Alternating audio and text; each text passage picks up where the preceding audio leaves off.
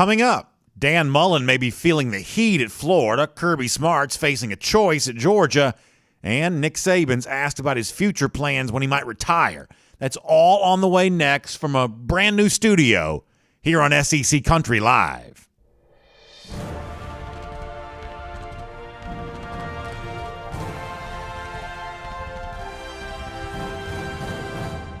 Hello, everybody. Welcome into a brand new studio, but the same old SEC Country Live. I am Brandon Adams. Happy to have you with us. Later on, just a few minutes' time, we're going to talk to Chris Doering, the SEC Network analyst. A lot to do with Chris here today, including previewing the big game between Georgia and Florida coming up on Saturday from Jacksonville. First, for us, let's begin right there as well as we go above the fold with the big story in the SEC here this week. And obviously the Dogs and the Gators, probably the best example of that. And for Florida coach Dan Mullen, maybe a little bit of extra heat here on him in terms of his handling of the Florida program. This going back to the loss against LSU in surprising fashion 2 weeks ago. LSU, as you're very well aware, lame duck program.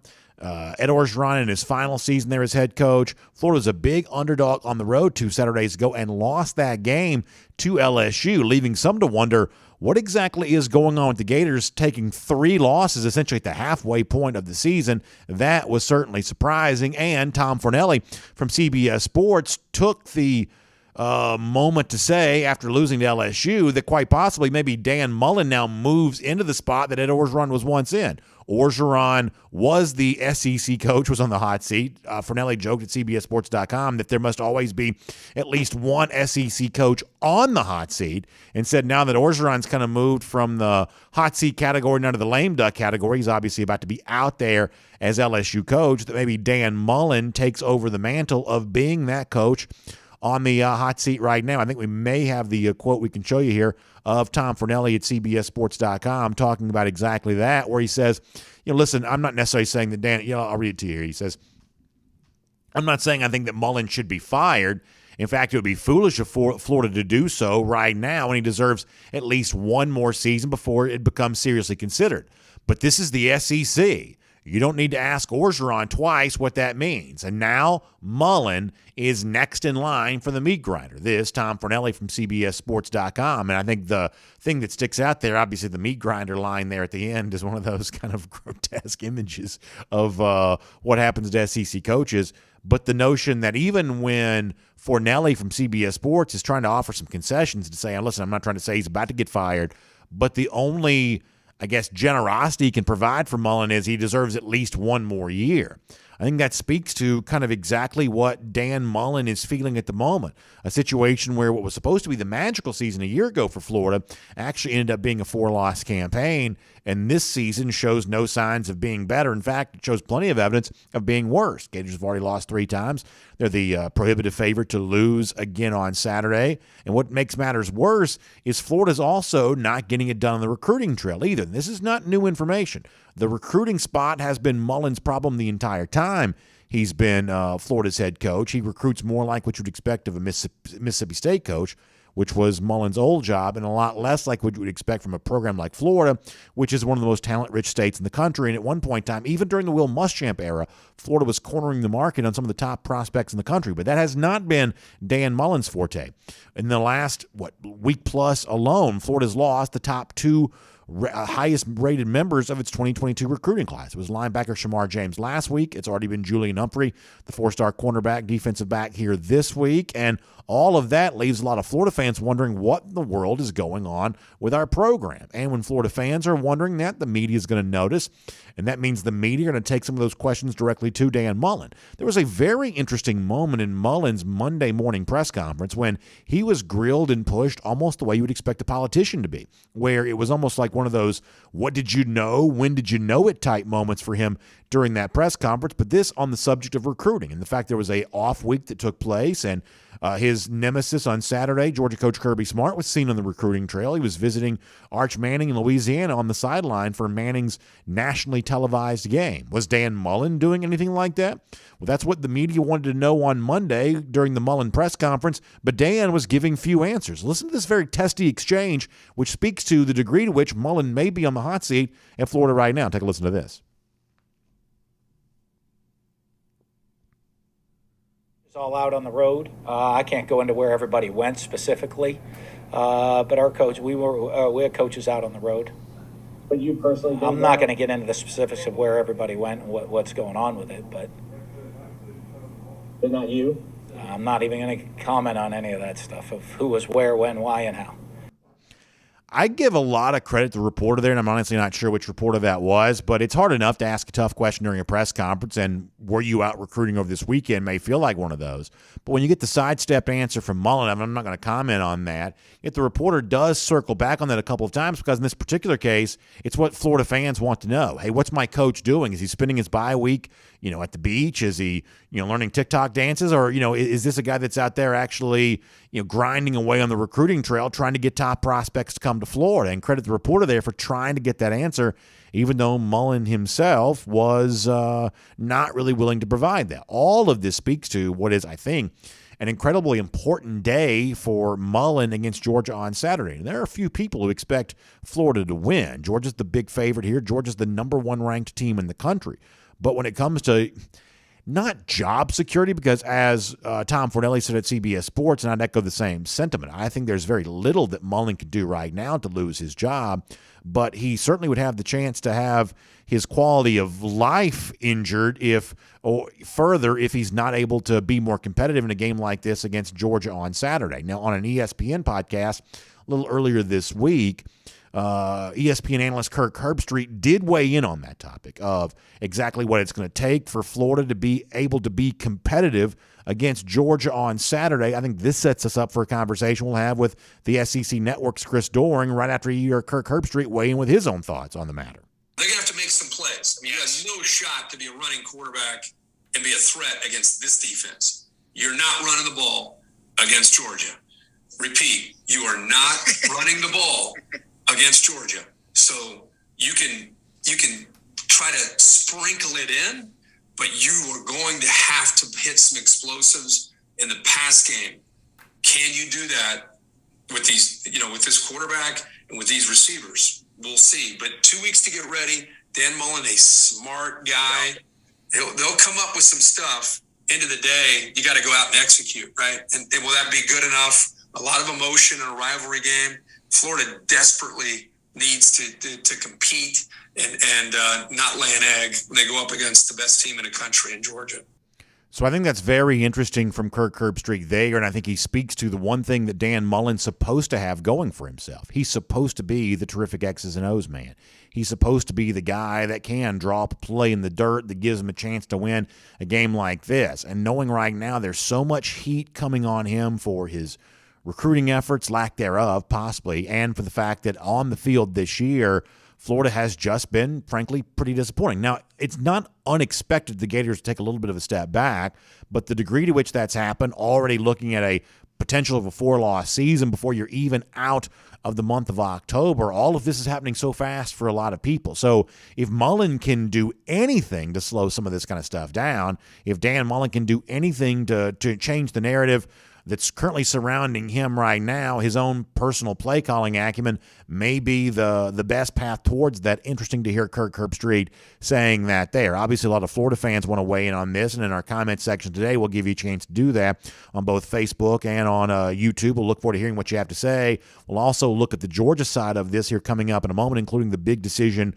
awaiting Kirby Smart about what he does with his quarterbacks. But before that, though, here in SEC Country Live, let's get ready to talk to a guy who knows this rivalry very well, played well in this, obviously, as a player, setting records at the University of Florida, and now doing a great job as an SEC Network analyst covering the entirety of the league. It's a good friend of ours, Chris Doering from the SEC Network, here on SEC Country Live here today. Chris, thanks so much for spending some time with us. I know it's a busy time for you, but it's also a fun time for football fans as these SEC games roll on, so we're certainly gracious for the chance to talk to you about some of them here today. Yeah, and I'm happy to be on with you. Obviously, it's a big week. This is one of my favorite games from my childhood and certainly in my playing days, although I'm not looking forward to it this week as it doesn't look like a promising matchup for my Gators. Yeah, I understand that. And on the Florida side of this for a moment, we kind of spent some time before you joined us talking about what seems to be a growing level of criticism around Mullen a little bit, whether it's fair or not. He was pressed about the issue of recruiting. during his press conference this week and kind of maybe what's going not quite so well with that. I saw where Pat Dooley, longtime Florida reporter, was on the Feinbaum show this week. He was raising some questions about the current state of the Gators as being led by Dan Mullen, and others have kind of spoken out and said the same thing.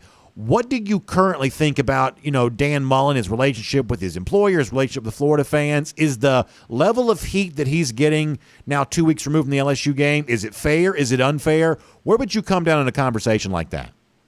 I don't think it's very fair. I mean, I think you're talking about a guy that took over a 4-7 team in Jim McElwain's final season, took them to back-to-back-to-back New Year's Six bowl appearances. I know the record here in the last 8 games. I'm aware of the 2-6 record against Power 5 opponents. But I look at a couple things. One, the guy's a great fit for this culture. You brought him in because you wanted to score points. You wanted to have a fun style of offense. I don't know that there's anybody that's a better play designer and play caller in the conference right now than what Dan Mullen is. He has a great track record developing quarterbacks, which he's done at Florida already, albeit improving Felipe Franks or turning Kyle Trask into a record-setting quarterback here the last year and a half. So I don't think that's a great I think it's a very small sample size if you're going to get upset about where things are on the field. Now, I know there is some criticism, valid or invalid, about recruiting. Only time will tell there. I do trust him in terms of his evaluation of skill players. I do also, I'll give credit to the fact that Florida is probably not where they need to be on recruiting defensive linemen. That's probably the biggest drop-off that I've seen. And in a state like Florida, with the high school recruits and athletes that are in the state, you should be able to recruit that position a little bit better. But the other question I have, guys, is who are you going to get that's better than the guy you got? And if you identify that there's 1 or 2 guys out there, how many of those guys are going to take the job, particularly if you're talking about firing a guy that's won back-to-back-to-back or taking their team to back-to-back-to-back New Year's Six games?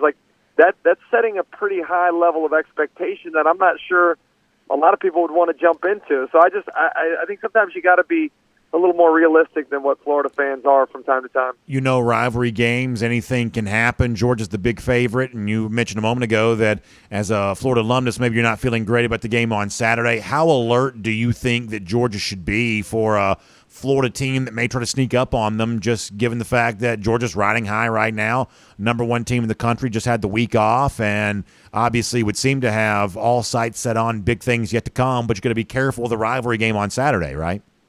Yeah, I think everybody is aware of the fact that weird things can happen in rivalry games. Weird things happen over in Jacksonville. And let's not forget, Florida won the game last year, so I don't think there's any reason why Georgia's feeling complacent at this time. For Florida, they've got to find a way to take advantage of this defense that doesn't really show any sort of weakness. Last year it was the running backs getting matched up on the linebackers and making plays out of the backfield, catching the football in the passing game. They seem to have improved those deficiencies from last year. So where does Florida attack, and who do they attack with? Obviously, a lot of question about Anthony Richardson and Emory Jones. So, to me, the only way you beat this Georgia team is having explosive plays, and I think Anthony Richardson brings that level of explosiveness you need to try to pull off an upset like this. Let me stay on this subject of this game here for a moment. And those of us who speak into a microphone for a living, we have a tendency to get on soapboxes every now and then. The soapbox I've been on now for a couple of weeks is really longer than that, I guess, is the idea of this Georgia defense, which I believe has been the best unit in the country thus far this season. And to me, the face of that defense has been Jordan Davis, the nose tackle. Now, he's not on the field for every single play, and obviously he's not even the most statistically dominant player on the team, but I believe he's been the most important player for this Georgia defense, and therefore, because of that, Chris, I've really tried to make the push that I think that Davis ought to get some Heisman Trophy consideration. It's an unorthodox statement. I realize that, but this is also kind of an unorthodox year where right now I don't know that anyone's really running away with the award the way we're kind of used to it being this high-profile quarterback. As it stands right now, I'm not quite so sure who that guy would be, maybe opening the door for something a little unorthodox. What would you think about a guy like Davis getting a look there? I think the problem is that you don't have anything to really quantify that by. It's easy when we're talking about quarterbacks, or last year in Devontae Smith's case, the record number of touchdowns and receptions and yards that he put up.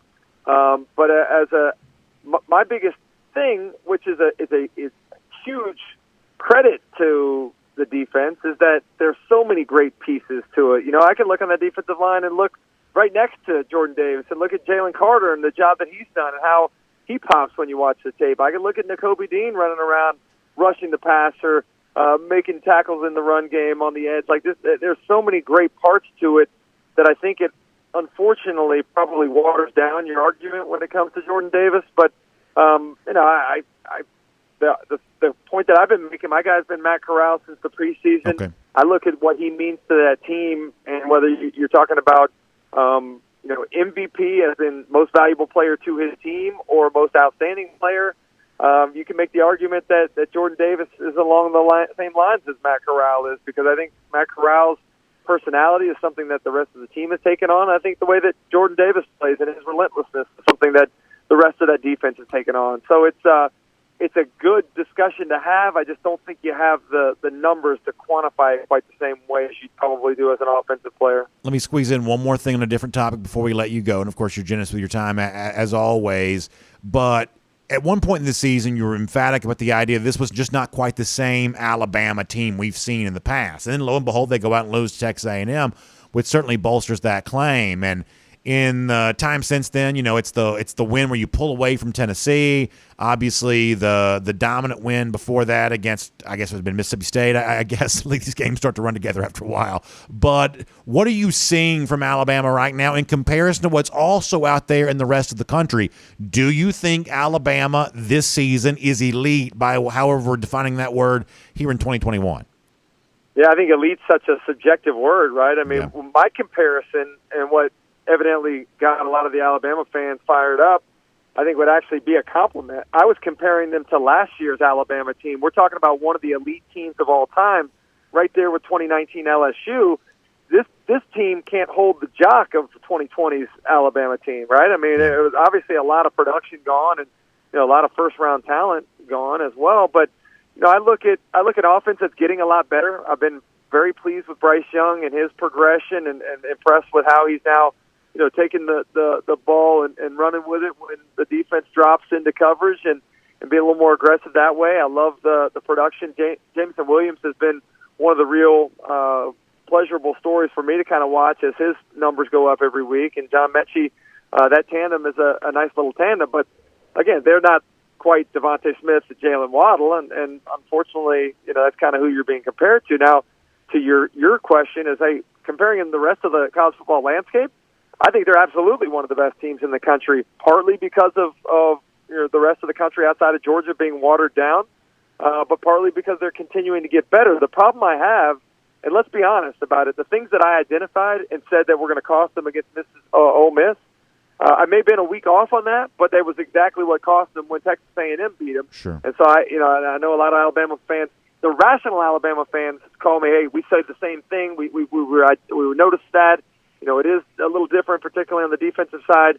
The irrational ones don't want to hear it, but I think I'm still right about it, because you can go back and look at that Tennessee tape. 3 or 4 times they got caught out of position. Tempo got them. They weren't communicating well in the secondary. Still not fitting their run fits as well as they probably should, or as well as what we expect an Alabama defense to. So it's all relative.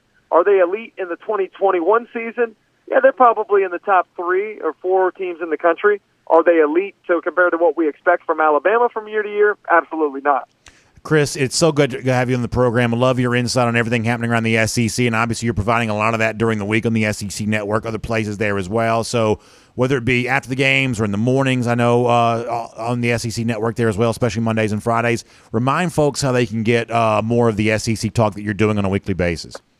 Yeah, man, I feel like I'm getting overexposed here. Hopefully it doesn't cause a backlash. But we did expand the SEC this morning show on the SEC Network to Friday mornings in addition to what we've been doing on Mondays. So you get the Friday preview from 8 to 11, the Monday morning recap from 8 to 11, obviously doing SEC Now with Coach Chizik and Daria on Friday nights, and then we do the all-day Saturday night thing, and which is a lot of fun. And then I'm also on Sirius XM's SEC channel the rest of the week. We do that SEC this morning, year-round, Great. From 8 to 11. So that's channel 374 on Sirius XM. All right, that's great stuff, Chris. Thanks for your time here on our program here today, and we'll look forward to getting a chance to speak to you soon.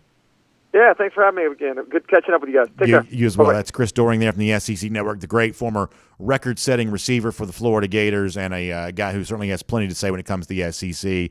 That's really good stuff there as well. We've got more preview of Georgia, Florida, and the other big games the weekend here coming up there too. We'll talk to David Wass in a couple of moments from our friends at BetUS, and he'll give us some angles on this from a point spread standpoint. We'll be looking forward to doing that then.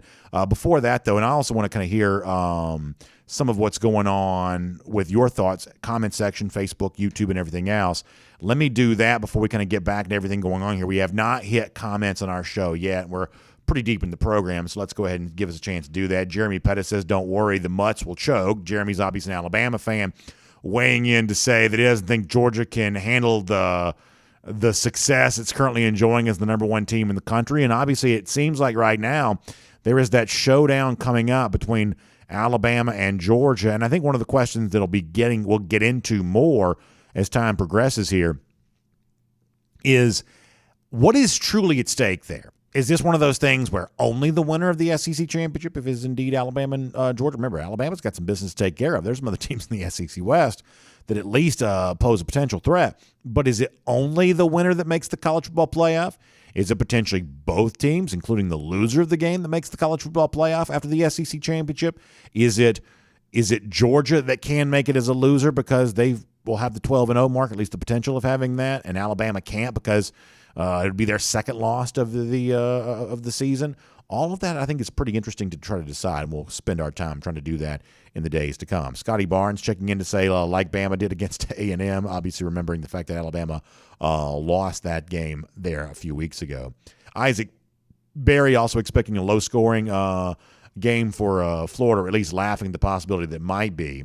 Clearly, the point total for this game at BetUS is only set at, 51 right now, and that's obviously been Georgia's recipe all season long. They have played, as you've come to expect Kirby Smart teams to do, play that strong brand of defense and hold teams below a small number. Obviously, Dan Mullen in Florida, probably one of the more explosive offenses that Georgia's seen thus far in the regular season, and hoping to bring some of those explosive plays with them, as we played for you a moment ago. Kirk Herbstreit saying that if you have any chance of beating Georgia, you're not going to run the football against them, that you have to find those big explosive plays in the passing game. So we'll talk more about that. We'll also get ready to say hello to David Wasson here from BetUS. We'll go ahead and get him on the phone and get up and running with that and pick some of these games from a point spread perspective here coming up in just a moment. More of your comments on Facebook while we do that. Joseph Andrews also checking in to say that Georgia's offense may be completely healthy by the time they play Alabama, and that's one of the things to keep in mind, that Georgia is still dealing with a huge rash of injuries, including possibly up until now, quarterback JT Daniels, you're aware of that, whole host of receivers there too. But you do get the sense that a lot of those guys, certainly Daniels seems to be ready to come back for the Florida game. How much he'll play is still in doubt. We'll hear Kirby Smart on that topic coming up in a moment. Also some receivers kind of coming back into the fold here too, and still a little bit banged up there as well. So there is a lot to discuss when it comes to the Georgia injury situation, and hopefully, if you're a UGA fan, getting healthier as you move towards the end of that season. Trey Droughty says Bryce Young, the Alabama quarterback, is going to be sacked at least 3 times when they see Georgia. So it's kind of interesting to see in our comment section, even though both teams still have some work left to do, that Georgia fans and Alabama fans have turned their attention to each other, talking about that potential matchup come December in the SEC Championship. Scotty Gorup says, love making the Gumps talk, which is obviously a slight at Alabama. Like all the other haters, UGA hasn't played anyone, so Scotty's feeling pretty good right now. Deontay Julian, who is a Florida fan, checks in to say that some of you people on this must not know football because y'all – he says y'all are talking out of your – and he gives you an emoji for as a signal for your derriere or something along those lines. So Deontay Julian striking hard here in the comment section today.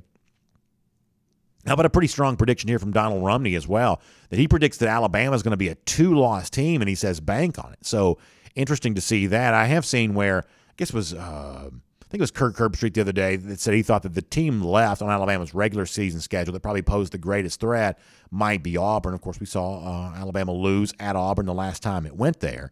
So maybe that's what Donald is referencing, but pretty strong prediction from Donald on all of that. So we've got more of your comments coming. We'll hear from Kirby Smart on our show before we are done today. And very interesting stuff related to the Auburn and Ole Miss game, both in terms of what Lane Kiffin's future might be and why he continues to be connected to LSU, and what I think is a pretty interesting battle of quarterbacks there on that front. So we'll do all that here coming up in a moment. Before that, though, let's get ready to talk about all of these games from a gambling standpoint. Welcome in David Wasson from BetUS. And don't forget, when you use the promo code SEC125, go to BetUS.com, use that promo code SEC125, you get a 125% initial deposit bonus when you sign up there. That means they're going to put more money in your account before you before you place your first bet. You are literally already a winner before you get a chance to do any of that. So good to talk to David Wasson about all of that here today, including some big games around the SEC. David, welcome back to the program. Appreciate you being here and helping folks remind us about some great deals going on at BetUS and a great chance to get involved. And really, this is such a fun time of year for a sports fan. You know, I'm in here in the Atlanta area, Braves in the World Series. A lot of folks paying attention to that across SEC country. Obviously, college football on the weekends, the pros on Sunday. What a great time to be a sports bettor, right?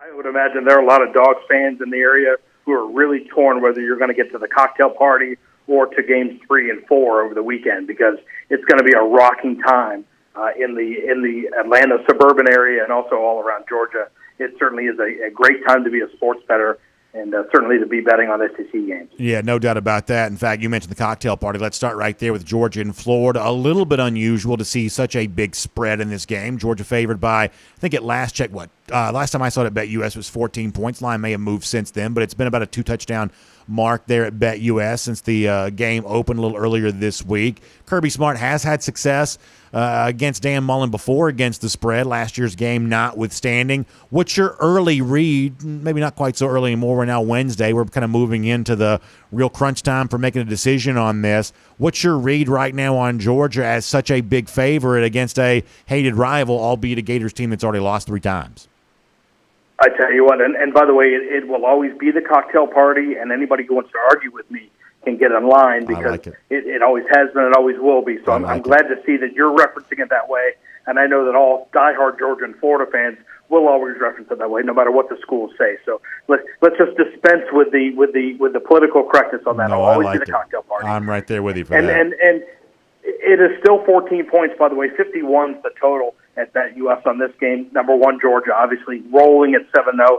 They're 5-2 against the spread this season. Florida, as you said, 3 losses, 4-3. They're 3-4 against the spread this year. Georgia, 10-4 ATS in neutral site games in the last 14.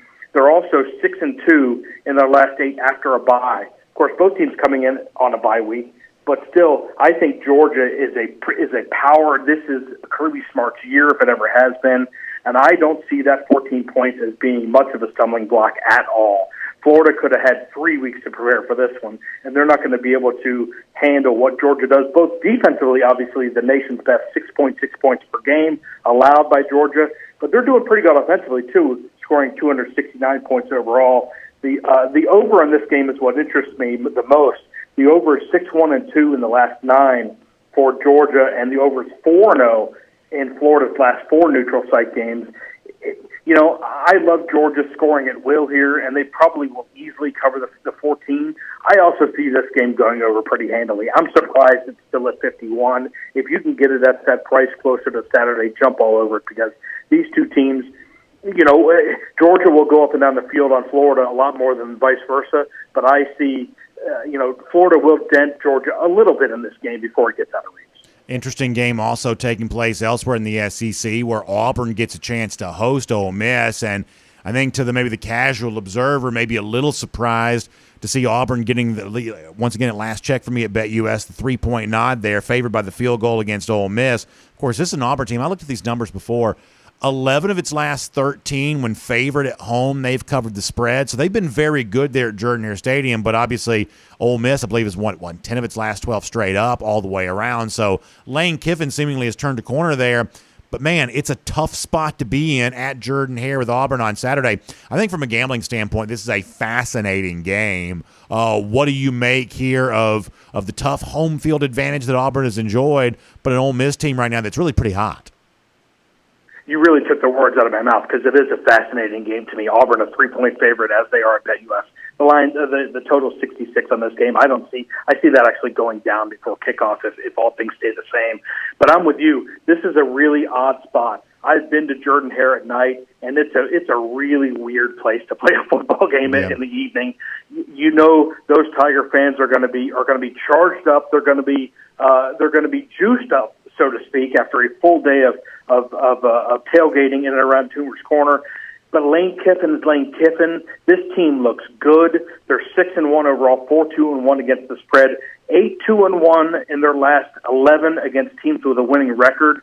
Even though Ole Miss is 1-4-1 against the spread in their last 6 at Auburn and 1-6-1 ATS in their last 8 against Auburn, I still like Ole Miss getting it done here as a road dog in this one. I think Ole Miss wins this game by a touchdown. They're just really, really good. I think what you saw at Alabama was an aberration for Ole Miss, and they're a tough team to play right now. I will finish with this final game here. Kentucky's going to Mississippi State, and I got to tell you, this line seems really fishy to me because in my mind, I view Kentucky as clearly the better between Mississippi State. If I had to, make my assumption, and obviously I'm, greatly tempted. It's a low spread. I think it's 1.5 right now. Kentucky's favored on the road at Mississippi State. Obviously, Bulldogs won blowout fashion against Vanderbilt a week ago, and they won at Texas A&M, which seems like a better win now that the Aggies are playing better.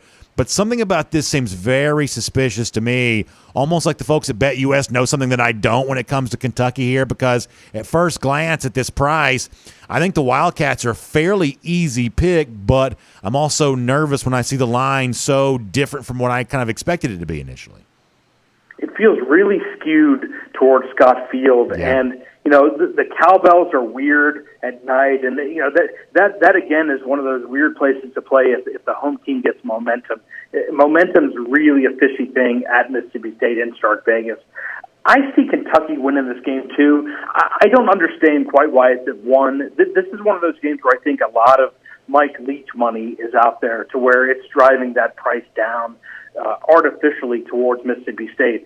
I don't think the Bulldogs are that good, even though the number that sticks out of me is the home team in this series is 7-0 in the last 7 against the spread. That might be the one determining factor where, if Kentucky's at home or if Mississippi State's at home, whoever the home team is has the advantage here. But that really factors in some pretty awful Kentucky teams in the last 7 years.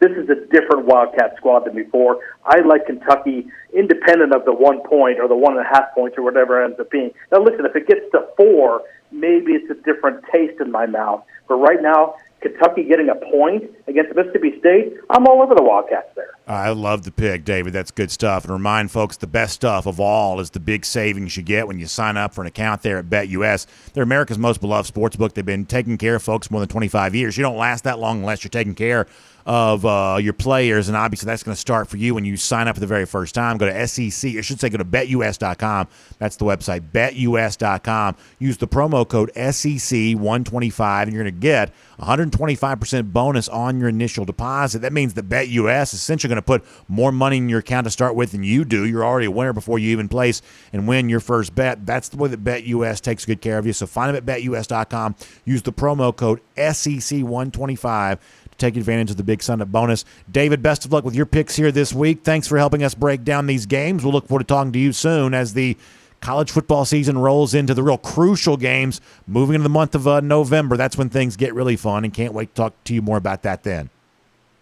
Love to see it. Win big, everybody. Let's go. Let's do it, David. Good stuff there. David Wasson from BetUS all the way around. Really good stuff. All right, we got to pick up the pace here a little bit. We have got a lot to do. We talked the Florida side of the Georgia-Florida game a little earlier here in SEC Country Live. Let's kind of move to the other side of that now for a moment. Look at the Georgia side of things here for a bit. You heard David saying there that you really got 4 different options at quarterback between what Florida may do with Emory Jones or AR-15 and what Georgia may do with Stetson Bennett, who has been the starter for Georgia and really played, statistically speaking, very well. Georgia scored 30 or more points in every game but one so far this season. But the starter before the season began was JT Daniels. He was a guy that had a lot of attention, some hype around his name, and now seemingly he's ready to return, assuming that he's fully healthy.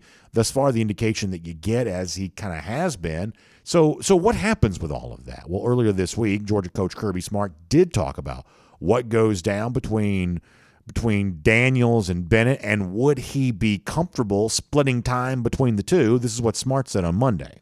I'll say it again. I'm really okay with whoever the best guy that gives us the best chance to win is, and that's based on practice and health.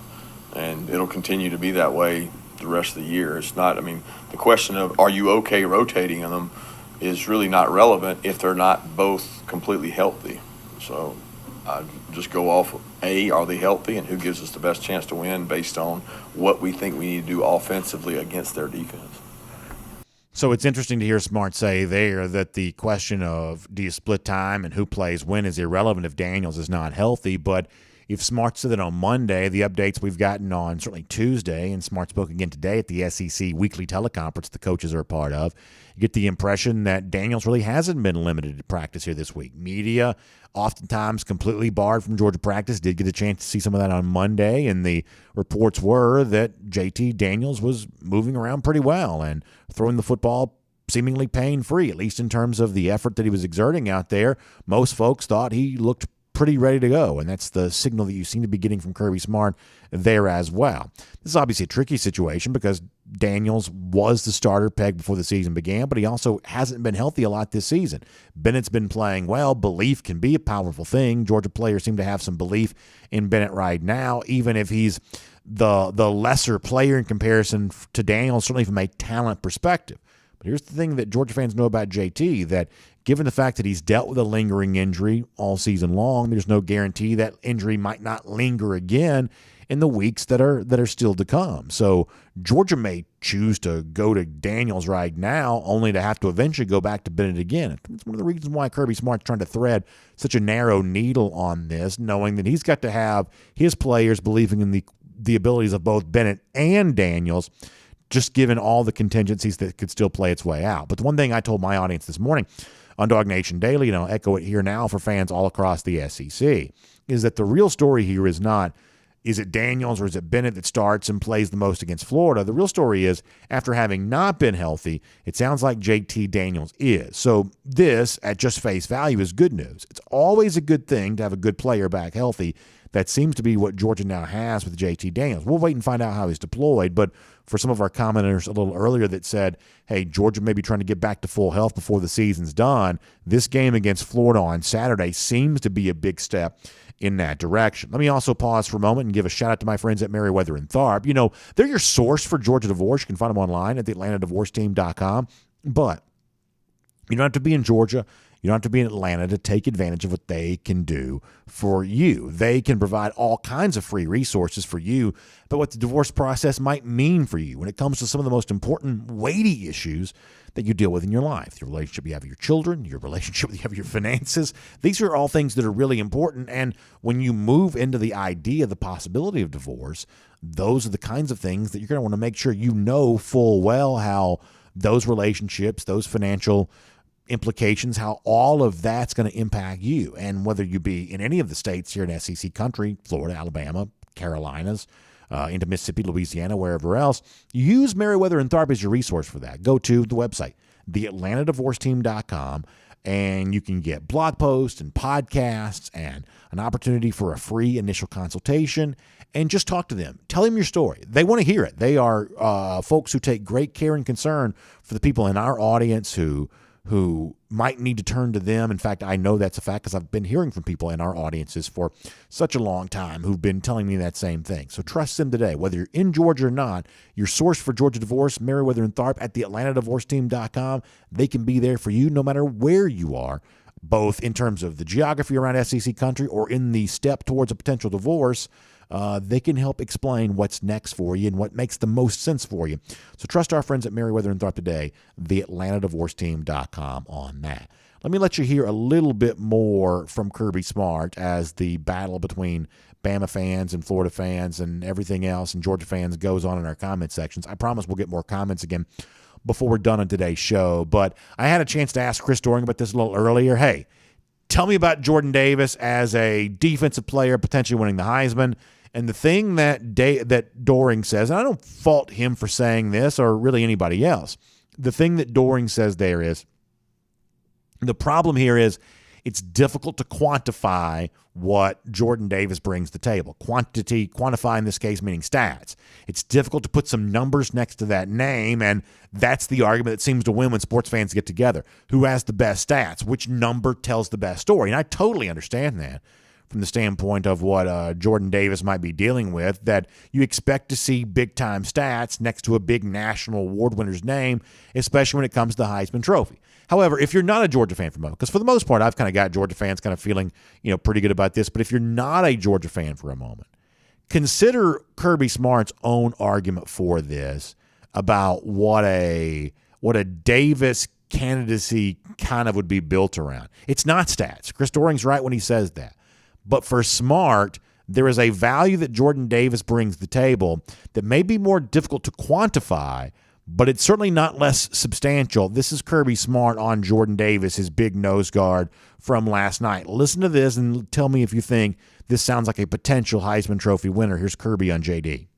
I think it's unfortunate that defensive players don't get mentioned for it. And I'm not necessarily. Can we actually stop this? I think maybe that's there's one before this I'd like to hear. Is there another Kirby on Jordan Davis? Let's hear that value, one first. And I think when you talk about running the ball in the league we're in, you have to be able to have some sort of run game. You don't have to be dominant in the run game, but you got to be able to run the ball. And he makes us have more 3rd and 7 to 12s than we have 3rd and 2 to 4s, if you know what I mean. And just statistically, when you have 3rd and 2 to 4, which we had an inordinate amount against Kentucky and struggled some because they did a nice job on 2nd long, it affects the game. And when you have 3rd and 7 to 10, it helps you. And Jordan is a heavy impact on that because it's tough to run the ball when he's in there. I think what he's done, he's made himself quicker, more agile, and his weight fluctuates from time to time, but he's much more effective when he's under 350. And he's taken it upon himself here lately to really work to be under 350. And I noticeably can tell a difference in him when he's 350 or less. I know that seems like a lot, but he's been higher than that. I think that's a really powerful statement from Kirby Smart. First of all, it's amazing to think that Davis trying to get down to and stay at 350. It's 6'6", 350. He's almost like a Shaq-like player in college football for the way that his physical size poses such a problem for whoever he's competing against. But this idea that because Davis is such a good run stopper, that it creates more 3rd and long opportunities for the teams that Georgia's playing, what I think you can take from that is, hey, the other statistics that the Georgia defensive players are producing, some of that is because of what Jordan Davis helps provide, that it's just easier for a defense in a 3rd and long situation. When it's an obvious passing down, pass rushers can pin back their ears. Secondary can play knowing there's a very good chance the ball could be coming to them. It's just easier to scheme that up. It's easier to be ready for something like that. And the presence of Davis allows more bodies to be thrown at that passing attack, either because of a pass rush or in pass coverage, and just be more assured of what's coming. So when you say, well, it's difficult to quantify the numbers for Davis, and as I said before, it's a reasonable argument that Chris Doering from the SEC Network made on the show a moment ago. I think you have to look at the totality of the Georgia defensive stats and say, well, Jordan Davis takes responsibility for a portion of those. Now, listen, if you're not a Georgia fan, maybe you agree with that, maybe you don't. But here's something else from Kirby Smart that I do think you'll agree with, because this goes beyond just Davis for Georgia this season. It could potentially apply to Will Anderson in Alabama this season. Could have applied to Quinnen Williams at Alabama a couple of years ago. Could have applied to, Derek Stingley at LSU back in 2019, or any number of players that have kind of come through the SEC. The notion, whether it's Davis this year or another SEC defensive player in another year, that SEC players just in general ought to get more consideration for the Heisman Trophy. Strong argument from Kirby Smart on that. Take a listen to this, and this is something that all SEC fans can agree with. I think it's unfortunate that defensive players don't get mentioned for it. And I'm not necessarily advocating Jordan. I'm advocating defensive players because I feel like the NFL values that. And if you look over time, outside of the quarterback position, which they have to draft, and they get drafted every year, 4 to 5 guys on average at quarterback. Outside of that, you have defensive players taking the top 10 every year because they can change the game, whether it's pass rush or corner or somebody locking somebody down or whatever the position may be. But it is what it is, and it's an award that has become quarterback, receiver, running back heavy, and nothing but respect for the award. But certainly, some defensive players across the country deserve some kind of recognition. It's almost like you wish you could take one every year to New York as a defensive player because it's such a great event. Now, listen, I love that. I love the argument, whether it's being about Davis right now or other SEC players, or the SEC players, just defensive players across the board, whatever conference they come from. Defensive players ought to get more consideration of the Heisman Trophy, and I hope in future years that's the case. And frankly, I think this year, Jordan Davis from Georgia is one of those guys who ought to get a little bit of that argument there as well. So good stuff from Georgia coach Kirby Smart. I've got more to do around the SEC here in a moment, including more of a look at the big battle on Saturday, which I think is fascinating from an SEC standpoint, with Ole Miss riding high right now, going into a dangerous spot, Jordan-Hare Stadium at Auburn. The battle between the two quarterbacks here, Matt Corral and Bo Nix, who quietly started to play much, much better. I want to look at the battle between those two quarterbacks here coming up in a moment. Before that, though, I've not really gotten a lot of YouTube comments today, so let me get a few YouTube comments here pretty quick, and then we'll get more of this going on. Boy, some great stuff kind of weighing in all day long here today. Mark Morris having some fun with our buddy Cliff Nelson. By the way, it's great to see Cliff in the comment section. Cliff's a terrific LSU fan, and listen, this is what you love about the SEC audience. Things are not great for LSU right now, although I guess they did beat Florida recently, but lost to Ole Miss last week. But guys like Cliff, even though his Tigers are kind of falling on hard times, still shows up here, still talks SEC, still has fun with all of that. Let's check the screen there for a moment. Still has fun with all of that. So you love to see that from Cliff, and that's great. By the way, he also weighs in to say his choices for LSU head coach would be Lane Kiffin, Mel Tucker, or James Franklin. That's his list right now. So interesting to hear Cliff say that. Mark Morris, on the topic of Jordan Davis a moment ago, says that he's got the game and he's got the personality to be in New York City. If he continues to play dominant football and the dog defense continues to shine, New York City, here he comes. Mark Morris, I certainly love that from you. Foster Moss says, hearing Chris Doering answer about Jordan Davis being a Heisman candidate, he clearly doesn't understand the reason why you're pushing for it. So as someone like me who does want to push for this and does want to make this a little bit more of a thing, I think that just simply shows the work we still have yet to do to kind of get more people to understand the nature of the candidacy, that it is unorthodox, and it's not based on stats. In a lot of ways, this is based on kind of a degree of symbolism, what Davis signifies about the Georgia defense. So, Foster, I think you're probably right about that, and I think it just speaks to what we're going to still try to get done with all of this.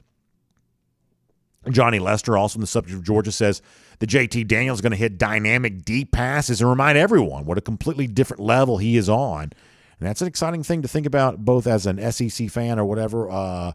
Exciting thing to think about there on all of that.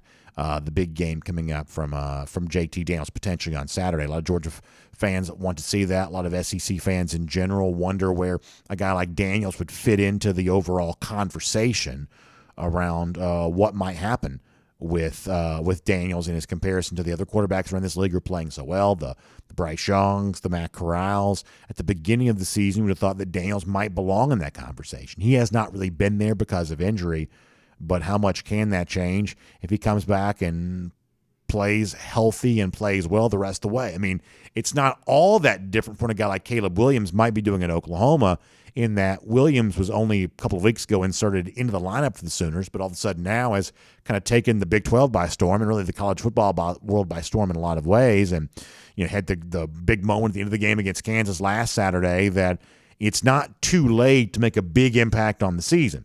Now, will Daniels do that? Is he healthy enough to do that? That remains to be seen. But certainly it's not too late to have the big impact, as Caleb Williams is kind of showing you right now at Oklahoma. More comments kind of rolling through here. Jay Shipes on the subject of James Franklin. Been interesting this week to hear Franklin, the Penn State coach, do his part to kind of try to throw some water on the speculation that he might be leaving for another job. But he's also recently hired a new agent, Jimmy Sexton, the organization that Sexton works for, which only fans the flames, the possibility that Franklin might be looking for new employment. And if you want to compare what Franklin says at Penn State to what someone like Mike Tomlin, the Steelers coach, said, clearly a much more emphatic denial by Tomlin, which shows you that when you're truly not interested in a job, how directly you say all of that. But when you are, listen, when you're enjoying the speculation, because at the very least it's going to make you more money at your current job, then you kind of have a way of letting that stay alive a little bit. And in the case of James Franklin, he seems pretty comfortable to let that be taking place there right now. Tywan Taylor checking in for the program today. Appreciate that. Jay Shape's also mentioning the idea that James Franklin signed with Jimmy Sexton. He says, it tells me that he's coming to the SEC. Florida, LSU, or a long shot with Alabama if Nick Saban calls it quits. Well, in fact, on the subject of Nick Saban, let's get ready to talk about that right now here on SEC Country Live, because this Sunday on Halloween, and you can insert your own joke related to that, but on Halloween, Nick Saban will celebrate a birthday, and Nick Saban's going to turn 70. And obviously, that's a pretty advanced age for a college football coach. And so that leads to the natural question of, well, how much longer is Nick Saban going to do this at Alabama, given the fact that he's about to turn 70 years old now? He shows no signs of slowing down right now, but how much longer is he going to do this? Well, AL.com was on hand for the weekly teleconference when Saban was asked about that, and Saban addressed the topic head on in terms of kind of how he sees himself and what his future at Alabama is going to be. Let's show folks what Nick Saban had to say, and I'll read the quote to you. He says, I just kind of keep on keeping on, he says. I don't have a timetable for anything. The only thing that I've ever said is that if I felt like I was writing the program down or wasn't able to make a positive contribution to the program, then that would probably be time to let somebody else carry the torch. That's Nick Saban, quoted by AL.com, as he gets ready to turn 70. He also went on to say that, he kind of jokingly entertained the possibility that he might try to coach all the way to the age of 80 or something like that. And look, here's the thing to remember about all of this, that it remains to be seen how good Alabama's going to be this year, but there's no doubt, and I say this as someone who probably has a bit of the belief that Saban's retirement was coming sooner rather than later. There's no doubt that what Saban did in the 12 months prior to the time we're talking right now was really quite impressive. And it's not just putting the national championship team together on the field in 2020. It's also putting together for the class of 2021 and recruiting what might have been one of the best classes of all time. I mean, you can make a case that what Alabama put together for a recruiting class there in 2021 is as good as anything anyone's ever done there. So the evidence that Nick Saban's still running strong, that Nick Saban's stewardship of the Alabama program is still of a high caliber, you can make a case that's definitely the situation there in Tuscaloosa. You don't have to look very far to see that. But it's interesting, the quote I just read for you. This idea that, well, what if I'm writing the program down? What if I'm not positively contributing anymore? I mean, there's one way to take that, but the way that I take what Saban says there is, I often wonder if Saban will have much tolerance for Alabama slipping below the college football playoff level. In the history of the playoff, Alabama's only failed to make it once. That was back in 2019. Other than that, Alabama's been in the college football playoff every year of the event's existence. Now, we don't yet know if Bama will be in the playoff this year, but let's just say for the sake of argument, what if Bama doesn't get there? It's a possibility. Right now, they would not be one of the necessarily the favorite to do so, although they would be among the favorites, but not the overwhelming favorite, clearly. What if Bama were to miss the playoff for the second time in 3 years? How would that change the narrative? How would that change the discussion? What would Saban's tolerance be for something less than college football playoff caliber level Alabama? Because keep this in mind. Nick Saban once flirted with taking the Texas job, and it's not because Austin, Texas is a better place to live than Tuscaloosa.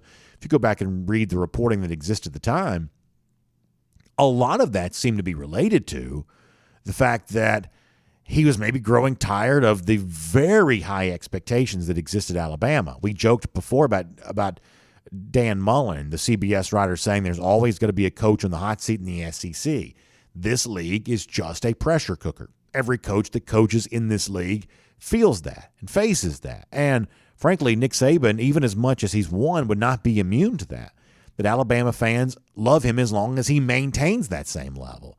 And the pressure to win, even though that Nick Saban's won as much as he has, would still be great. That it's just not a comfortable place to be sometimes as a head coach when you're not winning as much as you want to, or in Saban's case, Alabama, as much as you're used to. There's also a very good chance that that level of success, just given how well Alabama's recruited, that doesn't slow down anytime soon. But as of now, that to me is the thing that would kind of swing Saban in the other direction. That's the moment that you might start to wonder what Miss Terry might have planned for him in retirement if Bama suddenly kind of falls below that college football playoff level. Let's do a couple of things here real quick. Let's first of all look at the game coming up on Saturday between between Auburn and Ole Miss. And this is one of those things where I just think it's just really fun from a college football standpoint. Now, obviously, the main headline here would seem to be Matt Corral putting another chapter on what could turn out to be a Heisman Trophy type season for him. You heard me make the case a moment ago for, hey, maybe it's supposed to be Jordan Davis, defensive player. Maybe no one's run away with the award yet, but no one can deny that Matt Corral, the Ole Miss quarterback, is definitely a part of that discussion right now. He's been one of the best quarterbacks in the SEC, probably has been the best quarterback in the SEC thus far this season, with apologies to Alabama's Bryce Young on that. And going into the game on Saturday, Auburn coach Brian Harsin took a moment this week to talk about exactly what he sees from Corral, both with his arm and his legs. It's made him so valuable. This is the Auburn coach talking about Matt Corral. Take a listen to this. I think this guy's tough. People say football player. That stands out. He happens to play quarterback. This guy's a football player. He throws the ball very well. He does a very good job on play action. He runs the ball hard. And, I think good football players do that. They play hard. They go out there. And I have no idea how he prepares himself or what that looks like during a week. But come game day, you can see there's consistency in his play. There's a toughness in his play, and there's certainly decision making and actual plays being made from that position because of him. So very impressed, and he's one of the best in the country. And so you got to be prepared for that and know what you're getting into. So words of compliments there from Brian Harsin for Ole Miss's Matt Corral, and a little bit of returned favor for Lane Kiffin talking about Bo Nix this afternoon on the SEC Coaches Teleconference. Kiffin, much the same way that you just heard Harsin say nice things about Corral, said of Nix that he seems to be more competent right now. He made unbelievable plays at LSU, a big win for Auburn, and then he played really good at Arkansas. He's playing really well right now, or as Kiffin says, playing really good right now. So good for them, not good for us. So both these quarterbacks earning some praise coming into the game on Saturday. Corral of the national variety. Nix almost quietly below the radar a little bit, but after struggles against Georgia State, they got him benched after other early season performances that, at Penn State, where maybe it was kind of an odd play call there at the end, and Nix was, kind of the butt of a lot of jokes. Since then, Bo Nix has played more good than bad, and you're kind of left to wonder, even though Corral is clearly the better player between the two, is it possible that Bo Nix could be the better player on this particular Saturday? Better season for Corral, better legacy leaving Ole Miss, but is there a chance that Nix could be the better of these two guys on this particular day? And that's what the SEC, season is kind of defined by, right? Sometimes it's just about those individual moments. And Auburn, for a first-year coach, after a couple of losses already, but Auburn has a chance to get for itself a moment. And for a first-year coach, that can be an invaluable thing, can truly be the kind of thing that you can build off of moving forward. I think for Ole Miss, Saturday is big for the obvious reasons. They're only a one-loss team right now, and Corral is getting national attention that puts them in the forefront of some of the national award conversation. It's obvious what the Rebels are playing for right now. It may be less obvious to some what Auburn's playing for, but not less significant. A win Saturday against the Rebels, and by the way, BetUS favors Auburn to do just that, would be substantial for the future of Brian Harsin there as Auburn coach. This is a fun game on Saturday. A lot of attention on Georgia-Florida because of the rivalry and because of the fact that Georgia's ranked number one in the country. But don't lose sight of what Ole Miss Auburn brings to the table on Saturday. I think that's a pretty good game. We'll also have, speaking of schools from Mississippi, a very funny SEC LOL coming up in a couple of minutes here. Mike Leach pressed on a topic post-game last Saturday after his team beat Vanderbilt that's a little bit unlike what you're used to seeing SEC coaches pressed on when it comes to a post-game interview. We'll give you that coming up in a moment as a part of our SEC LOL. Before that, though, one more thing on Lane Kiffin for a moment. So this got some attention last week. So here's the scenario. Magnolia Bowl in Oxford, Ole Miss beats LSU. It was the day that Eli Manning's number was retired. The name Manning was painted in both the end zones there at the end of the end zone. And it just so happens Lane Kiffin let it be known during his post-game press conference that a special guest had joined him, in addition to Arch Manning, who was also there to watch his uncle Eli get his number retired. It was also a special guest there with Eli Manning in attendance for all, I should say, with Lane Kiffin in attendance for all this there as well. This is what Lane Kiffin dropped post-game, after the game, Ole Miss beating LSU last Saturday. Take a listen to this. Going back to last season, y'all are now 10-2 in your last 12 games. What do you attribute the ascent of this program to? Yeah, I did not know that stat. That sounds good, though. 10-2. That's my agent over there. You can take over for him. So what you heard Kiffin say there at the end is, I didn't know he'd been 10-2 in our last 12, essentially joking with the reporter that he's acting like his agent. Then he says, that's my agent over there. You can talk to him and replace him. So think about this here for a moment. Lane Kiffin's agent was in Oxford, Mississippi last week. Guess who else was also in Oxford, Mississippi last week because his team was playing? Scott Woodward, the LSU athletic director. Some are left to wonder, was there any kind of clandestine meeting between Kiffin's agent and LSU's athletic director, given the fact that right now LSU's looking for a next head coach and Lane Kiffin is one of the rumored candidates to be replacing Orgeron there? Now, Kiffin's not the only name being mentioned, but boy, it got a lot of attention that Woodward and Kiffin's agent in the same spot at the same time there last week. This LSU coaching search is going to be really interesting. There are going to be more of these kinds of moments where we're left to wonder, what does this mean? Does it mean anything? What's going on in Baton Rouge? It's one of the biggest possible jobs to come open, and some of the biggest names of them all are going to be in the mix for this, potentially even Lane Kiffin as well. So this is worth following. This is worth seeing where it goes next. No doubt, wherever it heads, it'll be entertaining. All right, speaking of entertaining, we'd like to try to entertain you on the way out the door here each and every week on SEC Country Live. We do that, what we call our SEC LOL. Just kind of a fun, light moment to kind of close things out with. You may have seen this last Saturday.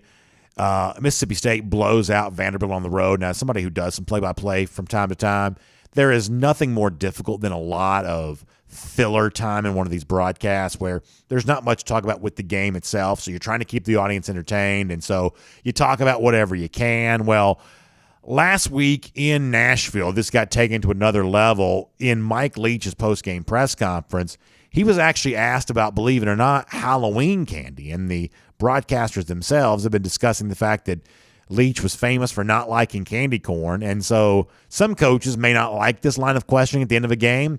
Leach certainly seemed to have no problem with it. In fact, it's very funny. It's our SEC LOL as Leach breaks down his ranking of the best and most interesting Halloween candy. This is good stuff from the Bulldogs coach. Listen to this.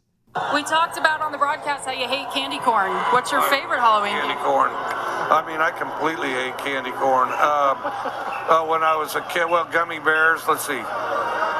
Gummy bears for sure. Sour or regular? The Haribo. It's got to be the Haribo ones.